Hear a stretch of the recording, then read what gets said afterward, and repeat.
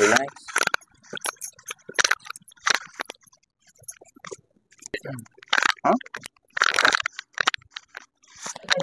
हा आणि मग त्यांनी सांगितलं ऑपरेशन करावं गुडघ्याचं लागेल. दोन्ही का एकच?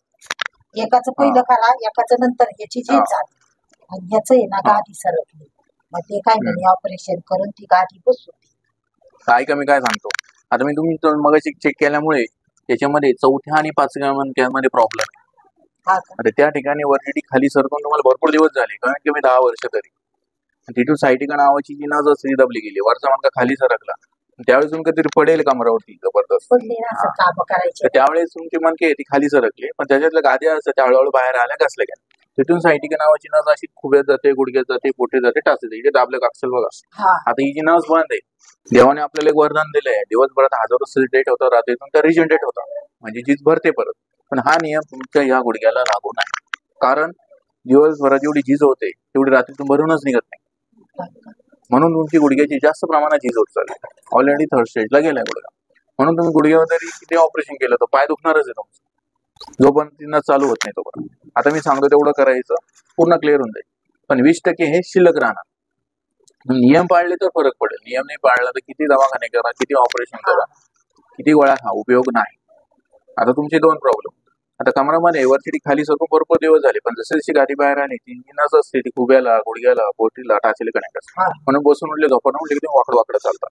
त्याचं तुम्हाला चालता येणार नाही, उभं राहता येणार नाही, मांडी घालता येणार नाही, गुडघ्या बसता येणार. आता तुम्ही चुकी एक करता, तुमची गुडघे काम नाही करत ना, तर तुम्ही काय करता माहिती, खाली बसायला गेले की दणकन बनतात आणि जमिनीला आदळतात. बरोबर. आता हा प्रकार होतो का, की जे तुम्ही जागेवरती संडास बाथरूमला बसणारे असे म्हातारे लोक बघितले कधी, म्हणजे सगळं आतून आत असतं, तर बऱ्याच जणांच्या ह्या चुका असतात की बसायला गेले की दणकन शीट आदळून देतात खाली. तरी आदळल्यानंतर मजेरोजी डॅमेज होतो, पण तिथून ब्लड सर्क्युलेशन दोन्ही पायाला होत नाही. म्हणून दोन्ही पायाला कमरापासून खाली पॅरलेस होतो, मणक्याला आदळून आदळून झटका बसून. पण जेव्हा तो मणका जागेवर जाईल, कार्ट्रिज लेवल येईल, त्यावेळी ते क्लिअर होईल. पण आता ही जर तुम्ही चूक केली तर तुमचा पण तसाच प्रकार होईल. म्हणून ह्या गोष्टी आयुष्यभर लक्षात ठेवायचं, कंबर किंवा शीट जमिनीला आदळून द्यायचं नाही. समजलं? जिथून रक्तपुरवठा करणाऱ्या ज्या नसा आहे त्या बंद होतात किंवा कमी दाबात रक्तपुरवठा होतो, गुडघे डॅमेज होतात. आता तो प्रकार तुमचा ते थोडंफार चालतं चोळायला, त्याचं काही अडचण नाही. पण गुडघ्याची झीज होण्याचे 2-3 प्रकार असतात, त्याच्यातला तो प्रकार सायटिका वेन्स असं. त्याला 3 दिवसांनी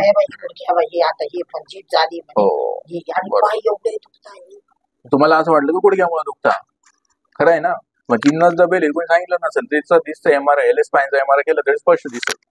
नाही सगळं सांगतो. एक 10 दिवसाची प्रोसेस आहे, मी सांगतो तेवढं करायचं.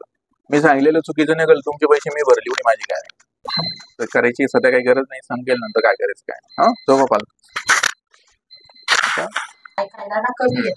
फालतू झोपा.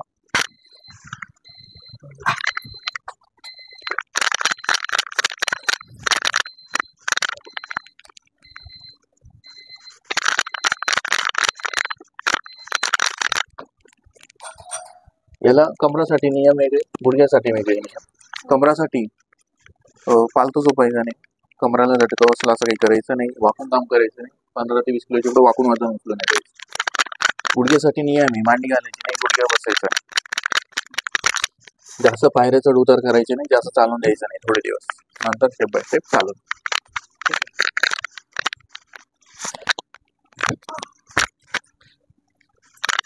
आणि यांना आंबट, वातळ होईल, गॅस, ऍसिडिटी, पित्त होईल, या गोष्टी खाऊन द्यायच्या. कुठे झोपा, चला माझ्याकडे दोन सर कराशी काना झोपा जागी, या काना झोपा कराशी आहे अशी आहे करा ना. आता पाय इकडे, डोकं तिकडे करा, इकडे इकडे इकडे इकडे, डोकं इकडे करा, माझ्याकडे दोन करा, हा फिरा इकडे कराशी आहे. रिलॅक्स, सरळ झोपा, सरळ झोपा, असं झोपा सरळ.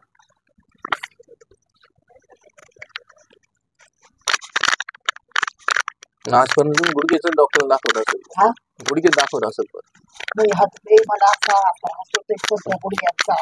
गुडघ्यात गोळ्या दुखी खाते लस त्या केला ना 4-5 रुपयावाल्या किडनी ओढून जाते चालेल त्याची का तुम्हाला? किडनी ओढून जाते ट्यूबलाईट सारख्या.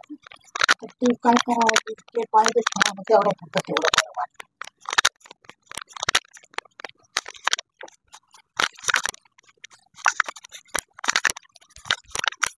फिरा जागेच तिकडे त्या फारसं घेतो का? कान का बस बस बस अहो कान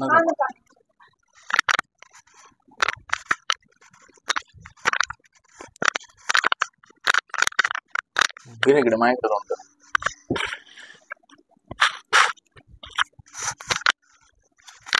बस